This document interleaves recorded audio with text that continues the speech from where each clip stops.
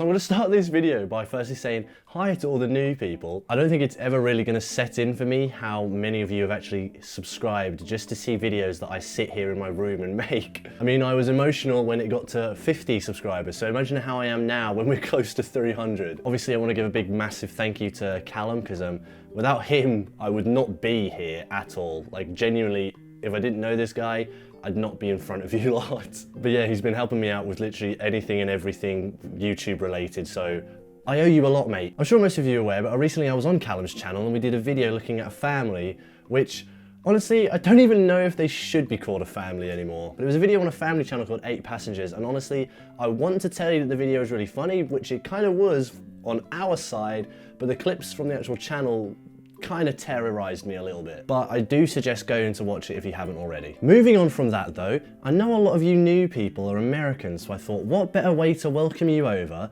than by watching one of the strangest British game shows I have ever had the misfortune of finding. Endurance UK is the British rendition of a not so popular Japanese show called Za Gaman. It didn't do amazingly in Japan, but apparently the UK thought it was great enough to make our own version. The premise is they basically get a bunch of contestants to do some really uncomfortable things, and then occasionally they'll just cut to the Japanese version of the show. Because you know your show's good when you have to cut to something else half the time. My two cohorts, let's make them welcome once again, Hokey and Cokey! Oh yeah, and I forgot to mention, 2 of the hosts are wearing yellow face. Different time, I suppose. They really don't hold back on the racism either, because these 2 put on some proper offensive accents and literally try to play up to every stereotype they could even think of. Gentlemen, I understand it's a very special day in Japan today. Oh, that's a lot, Mr. Lot, sir. Today is a very important day in Japanese calendar. Today is the year of the egg. Whoa, comedy time. So, why do the contestants do it? Well, it's because the grand prize is a trip around the world. And by around the world, I obviously mean Bangkok, the Great Barrier Reef, Sydney, and then California. Now that's a world I want to live in. The cutaways I mentioned earlier are something out of a fever dream, because unless I'm just very silly, they don't make sense. What I mean is, they're literally just a bunch of clips with absolutely no correlation to each other.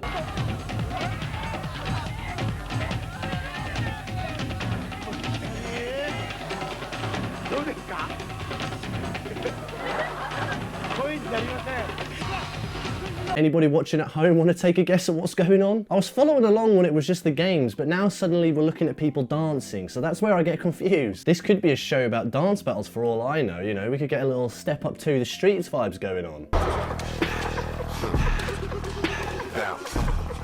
I mean, I might even prefer that. That's what the Japanese went through, but you know our motto here on Endurance UK, this time it's us. Whoa, whoever came up with that motto needs a pay rise. So round 1 is extremely dangerous. They really pushed them off the deep end here. If you are easily scared, I'd get a pillow ready. They have to eat a locust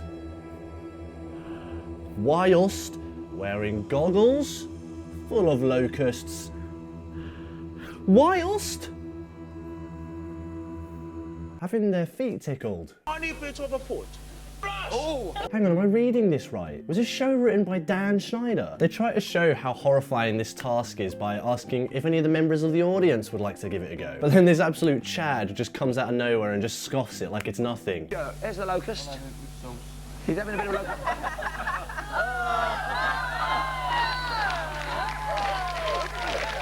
Very good. See, people like him make me happy to be British. The rest of them, no, I hate it. But him, good work, lad. Proceedings can't get underway until we reintroduce you to the woman who's a one-person big talent show. She's got big talents and she loves to show them. Hang on, they're not about to do this, are they? I can take a guess at what he's talking about, but they're not genuinely about to do this, are they?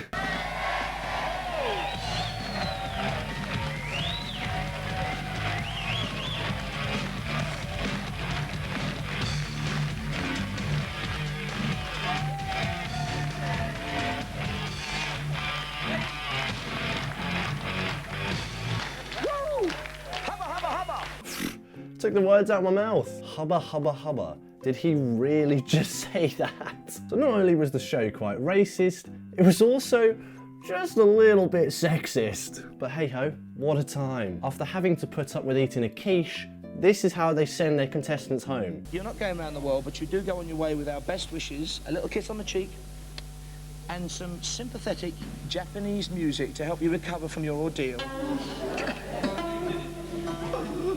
Different time, I suppose. As you're all aware, we've had a recent influx of new people coming onto the Ben McNaney channel. So hi, hello, welcome. I really hope you're enjoying your time so far. But I just wanted to ask you guys if you could, drop a little comment down below, leave a like maybe, if you're feeling absolutely bonkers and crazy, tap the little subscription button. Oh, I don't know, it would make my day, but you guys do what you want, I'm just leaving a suggestion. But whatever you do decide to do, thank you. So after the ad break, we come back to even more audience participation. When I first watched this clip, let me tell you, I let out a little scream, okay? I got out of my chair and I had to leave the room and take a walk because I couldn't believe what I'd just seen. For context, the host has asked an audience member if they want to complete a task with a Japanese snake. And if they do, they win a tenner. Pretty simple. I'm just gonna let the clip play now.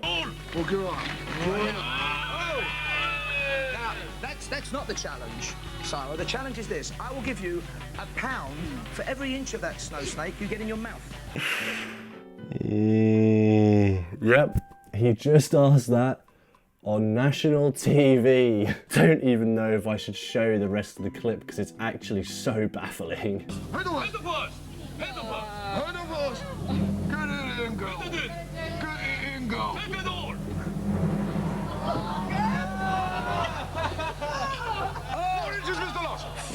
Inches. We'll give her the £10 anyway. Give her a round of applause. Oh my God. Anybody else feeling a little bit uncomfortable after watching that one? I realised about halfway through that this show is 90% filler because we have about 20 minutes left and we're already on our 10th contestant interview. In part one, you're eating locust quiche.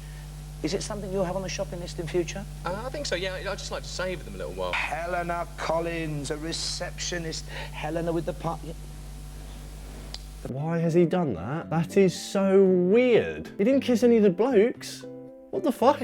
Poor woman, every chance he's got, he's asked her for a kiss and it just makes me feel sick. But if you thought that was strange, then buckle up because it's about to get weirder. Round 2 is the contestants attempt to hang from a bar for as long as possible while being put off by a variety of things. These include holding an egg in their mouth, having wax strips pulled off their legs, and being browned up. Their words, not mine, and I'm not ready to see what that actually means. Let's just see how this plays out. Oh, off goes the wax. Another wax strip goes in 15 seconds time.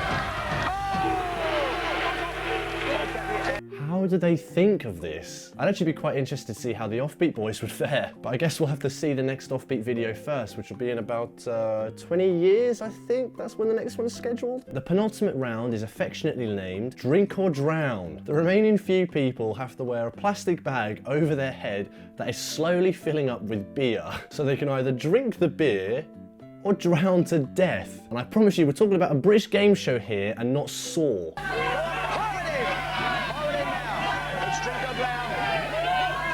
One guy finally decides that breathing is actually kind of neat and gives up, which brings us to the grand finale of the episode. How will it end? It's got to go out with a bang, right? The final round has the 2 contestants being pulled by a winch as they're trying to hold onto a bar. The catch, they're having molasses and maggots poured on their face during. And if they let go, they get dragged into a pile of shit. That's not me exaggerating, it's a genuine pile of shit. This is primetime TV, people. Winch!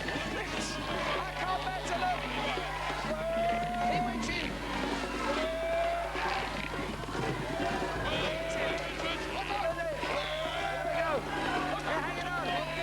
Oh my God, look at that. They just fly off? Surely that doesn't pass health and safety, because I'm pretty sure I've seen Lamborghinis go slower than that. Now I'm going to state the obvious here, that must be the most hideous thing you've ever endured. It was. But at least we have a winner now when he gets his crown and his cigar and his halfway around the world trip, I guess. So we go through to our grand final to compete for that fantastic chance chance to win a round-the-world trip. Oh wait, sorry. He doesn't get the prize. He gets a chance to win the prize. So not only has he just put himself through all of this torture, he also doesn't even get the prize at the end. He has to come back another time to then try and win the prize. So he did all of that for a crown, a medal, and a cigar.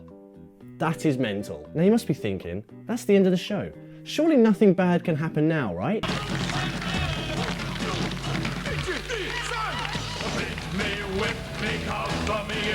Yeah, so I'm done. Not even going to talk about that one. I'll let you guys decide how you feel about it. But other than that, see ya.